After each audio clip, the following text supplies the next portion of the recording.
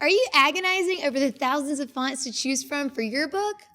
Or have you even thought about it before right now? Either way, choosing the right font for your book is a very important decision that you need to take some time to consider.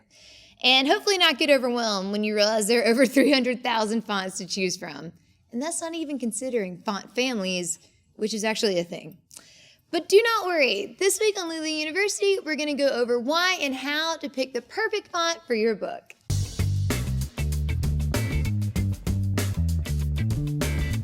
The typography you choose for your book is important, but it's not nearly as important as being sure that you pick a font that complements your page layout and graphic design and meets your readers' expectations, all the while going unnoticed by those same readers.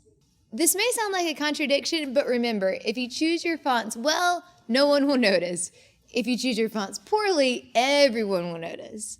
Let's take a minute to learn some font-related terms that are used in publishing. Let's start with font. This refers to the size, weight, and the family of the letter. Font family or typeface. So this is the subset that the font is under. So Times is the font family. Times New Roman is a member of that family. Serif typeface. A serif is a slight projection finishing off a stroke of a letter. Sans serif typeface. Lettering without a serif. Size. The size of the letter based on the point sizing scale. And finally, weight. This refers to the line thickness of the letters and elements like bold and italics. The decision you make about your font informs your readers, and the way that your book looks sends a message, oftentimes without your readers even realizing it, about what content they can expect. The text on your page must convey your words, meet your readers' expectations, and, of course, be easy to read, all without being noticed by the reader. So how do you choose the right font? So choosing a font that you know your readers are familiar with, there's a good chance that they won't even notice the font that's being used, which is great. You don't want to distract them from the text or the content of the project. However, it is important to remember how the font is being used. Let's look at an example of a chapter from Alice in Wonderland in 3 different commonly used fonts. Up first is Baskerville. This is great for long-form fiction. Next is Interface. This is a great web font, also used for magazines and textbooks. Third is Courier, a familiar typewriter-style newspaper font. These are all printable fonts, but which do you think looks best? Hopefully we can agree that Baskerville is the most appropriate choice based on the content of the book and the font's historical use. When writing your book, it's great to use your favorite on-screen font like Trebuchet or Arial. Just remember that your favorite MS Word font may not be the best font to use when you're formatting a book for print.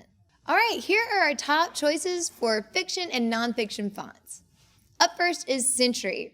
Century is a really good way to bridge the gap between serif and sans serif, which more and more we're seeing kind of means page versus screen. So if you're writing nonfiction and you would like it to have a feel of someone reading the blog or reading your blog off of their iPad, then Century is a great choice.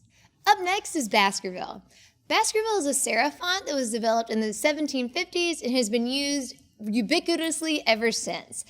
Baskerville is an easy-to-read font that has a really nice balancing of thick and thin lines and is perfect for fiction works. Up next is Caslon. This is an older serif-style font that has a lot of similarities to Baskerville. The biggest difference is the characters are a bit smaller with thicker lines. Something this would be really great for would be a nonfiction text that has a lighter subject matter that may be a bit more casual.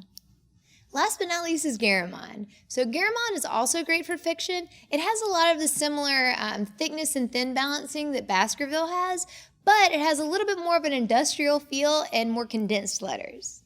So that's a little bit about fonts. Remember, in self-publishing, you own the whole process, even down to the font that you choose for your book. It's your book.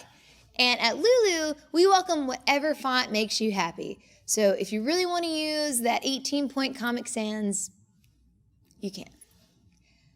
You can. Just be sure to embed the fonts when you export your PDF and you're good to go. What is your favorite font? Did we miss it?